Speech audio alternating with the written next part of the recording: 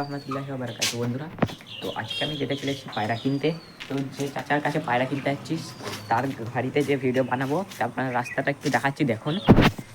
পুরা আমরা সেই চাচার বাড়িতে চলে এসেছি। তো এই চাচার বাড়িতে এই পায়রাটা চাচা আমাকে দেখালো।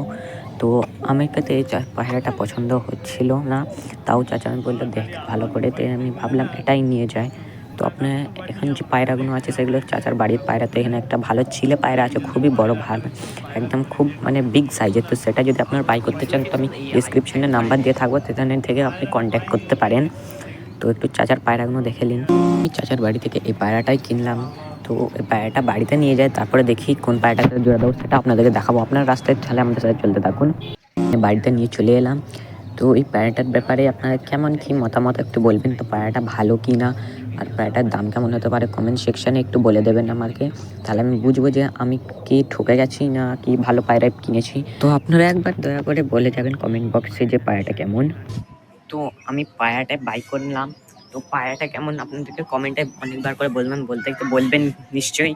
তো আমাকে পায়রাটা মাদি মনে হচ্ছে। তো এখন বুঝতে পারছি না, এখন একটু বয়সে ছোট আছে। তো তো আপনাদেরকে যদি আমার এই পায়রাটার সাথে আমার ভিডিওটাও যদি ভালো লাগে থাকে তাহলে আমার চ্যানেলকে সাবস্ক্রাইব এবং ভিডিওকে লাইক করে যাবেন।